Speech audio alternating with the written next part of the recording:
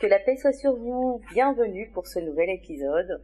Donc, si on récapitule un petit peu, vous avez eu le temps de vous introspecter, maintenant vous croyez en vous, vous avez confiance en Dieu, je dis, on est sur le bon chemin. Restez connectés, le meilleur reste à venir.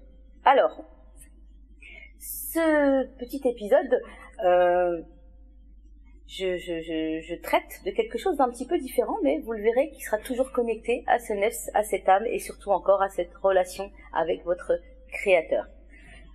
Je vais sans plus tarder vous citer le verset pour lequel j'ai choisi de m'attarder dans cet épisode. Donc c'est un verset qui est dans Surat Al-Baqarah, la vache. C'est un verset très particulier. Vous allez tout de suite savoir duquel je parle. Allah nous parle de la relation entre hommes et femmes. Et il nous dit, je cite une partie du verset volontairement. Hunna libasun lakum wa antum libasun lahunna. Alors, juste pour rappel, ce petit verset est venu à la base pour parler de la sexualité pendant le mois de Ramadan. Voilà. Allah, il interpelle les croyants en leur disant, voilà, je sais ce qui se passe, je sais quelles sont en gros les difficultés auxquelles vous êtes confrontés pendant ce mois, et il nous rappelle, il élargit en nous rappelant la préciosité de la relation entre hommes et femmes. Elles sont un vêtement pour vous, et vous êtes un vêtement pour elles. Le terme, déjà, rien que le terme abordé n'est pas anodin. Vous savez, de toute façon, vous allez souvent m'entendre répéter la même chose, ceci, cela n'est pas anodin. On ne peut pas passer à côté de tous ces signes qu'Allah, toutes ces choses qu'Allah nous tend à travers dans son livre saint.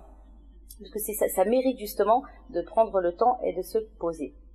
Donc, je disais que Allah nous interpellait les croyants à propos de leur sexualité, et j'en profite tout de suite pour faire la transition. Effectivement, c'est un verset où Allah nous parle de sexualité, mais où, justement, il en profite pour généraliser à la relation conjugale dans son ensemble. De la même manière, j'ai envie de vous dire, une bonne relation réside sur une bonne sexualité. Vous aurez l'occasion d'en parler avec ma collègue, je crois. Je ne vous en dis pas plus. Alors, on parlait de ce terme de vêtements, et je vous disais qu'il n'était pas anodin. Effectivement. Alors, quand je vous dis vêtements, allez, vêtements, un petit brainstorming tous ensemble. Vêtements, vous pensez à quoi? Enfin, ça va dépendre de chacun, je pense. Mais en tout cas, vêtements, on entend se couvrir, se protéger, on entend marque, vêtements de marque peut-être, vêtements de luxe pour certains. Allez savoir. En tout cas, chaleur, on entend proximité. Effectivement, déjà c'est la première chose, proximité. Un vêtement. Quoi de plus intime qu'un vêtement? Le vêtement est la chose la plus intime. Puisque entre vous et lui, il n'y a pas de barrière. C'est la chose là qui est là, entre vous et votre corps et lui, j'entends, il n'y a pas de barrière. De la même manière, vous allez voir, on va faire un petit peu ce parallèle, vous allez rapidement comprendre, si ce n'est déjà le cas, que je vais vous emmener dans ce parallèle entre forcément le vêtement et la relation conjugale. De la même manière que le vêtement vient sur nous sans aucune barrière, nous travaillons à ce que notre relation conjugale ne soit pas fermée par des barrières. Nous travaillons à ce qu'elle soit fluide. Elles sont un vêtement pour vous et vous êtes un vêtement pour elles. Prenez le temps avec votre conjoint de communiquer, de poser les choses sans barrière, puisque c'est là la vraie définition de l'intimité. L'intimité, c'est lorsque il n'y a pas de limite, lorsqu'on peut parler librement. Donc, mais revenons à ce petit brainstorming que je vous ai proposé. Effectivement, on entend sécurité, on entend chaleur, on entend se couvrir. Encore une fois, de la même manière, le conjoint nous couvre nos défauts, couvre aussi, permet d'avoir un certain honneur en fait. Quand on est nu, on est déshonoré, on a besoin de se couvrir parce que c'est une partie de notre dignité, de notre intégrité physique mais également psychique. C'est le rôle du conjoint également que de pouvoir être là, rassurant, sécurisant et pouvoir aussi couvrir vos défauts, ces fameux défauts, parce que les vêtements, on les utilise également pour ça, comme une couverture. Les petites imperfections, on les couvre bien. Alors, ça, j'aimerais insister particulièrement dessus, parce que, voilà, tout comme on attend à ce que nos vêtements couvrent nos défauts, il est extrêmement important que notre conjoint puisse le faire. Que ça ne soit pas justement, que ce conjoint ne soit pas là à nous rappeler constamment nos défauts, mais plutôt à les couvrir. Attention, les couvrir ne veut pas dire qu'il ne veut pas nous rendre meilleurs, bien au contraire, il veut nous rendre meilleurs, mais il le fait dans la douceur, dans la simplicité et dans la bienveillance, en nous expliquant, voilà, ici et là, pourquoi ça ne va pas. Mais vraiment, cette notion de couverture de soi et des défauts, elle est fondamentale, il me semble, dans le couple, parce que parfois, j'ai envie de vous dire même un peu trop souvent, on constate que dans les couples, c'est la guerre. C'est la guerre des égos, c'est la guerre des territoires, ce qui devait être une alliance a fini par être une colonisation, voire du parasitisme. On cherche la domination, et ça c'est extrêmement dommageable pour la construction du couple. Alors que si on perçoit, encore une fois, si on revient dans cette image de ce vêtement qui est là pour nous, qui est doux, hein, un vêtement, on aime qu'il soit doux, n'est-ce pas? Qui aime porter des matières rêches, qui gratte, qui pique, hein? Je sais pas si c'était votre cas, mais dans notre enfance, quand nos parents nous imposaient des choses en laine, des trucs qui grattent, en fait, qui étaient pas très agréables à porter, et qu'on portait sans rechigner malgré tout, mais on passait toute la journée, hein, à s'en gratter. Mais de la même manière, notre conjoint est comme ce vêtement, il doit être doux, il doit être quelque chose d'agréable pour nous, en fait. Il doit pas être sans cesse là, à nous piquer de remarques incisives, à nous gratter avec des choses désagréables, mais plutôt à nous rappeler avec bienveillance les erreurs et les défauts qu'il peut remarquer. Parce que c'est un miroir pour nous. Oui, un miroir, pas une déformante.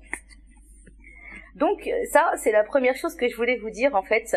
Ce rôle du vêtement est une métaphore intéressante, gardez-la en tête quand vous êtes en couple, puisque vraiment elle dit beaucoup de cette relation conjugale. En tout cas, Allah nous en dit beaucoup, je trouve, à travers ce verset. De la même manière, vous savez, tout le monde, je pense que tout le monde, si je vous posais la question, quelle est votre taille de vêtements, quelles sont les couleurs qui vous vont bien, qui vous mettent en valeur, que vous préférez, tout le monde sait répondre à cette question aujourd'hui. C'est tellement important, l'apparence, que tout le monde est au fait avec ça. On sait exactement ce qui nous va, on sait exactement ce que l'on veut. Là, on est au point. Pourtant, quand on creuse dans quelque chose de plus important, justement dans la relation avec ce conjoint, que ce soit pour les personnes mariées ou non mariées, là, on est plus hésitant, on n'a pas pris le temps de s'introspecter pour savoir ce que l'on voulait.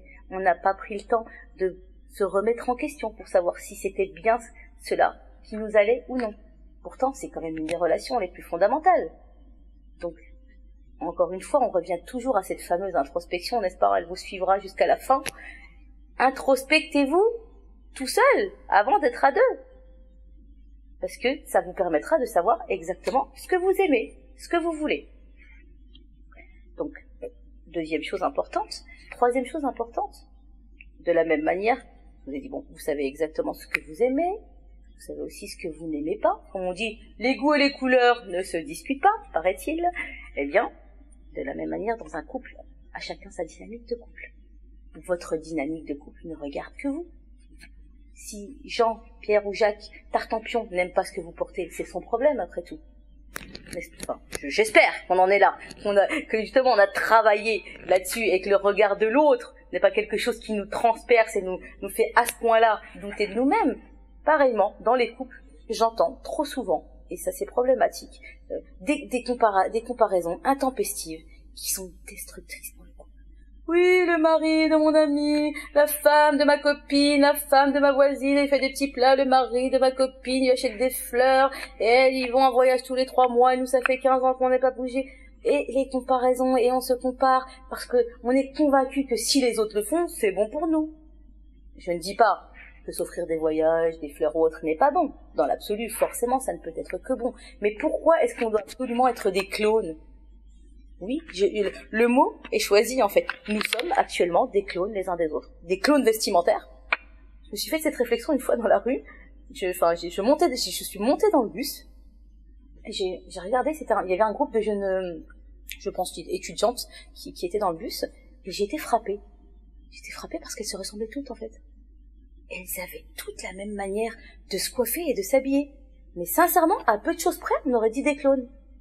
Et c'est vrai qu'on est de plus en plus dans cette attitude à vouloir être des clones les uns pour les autres.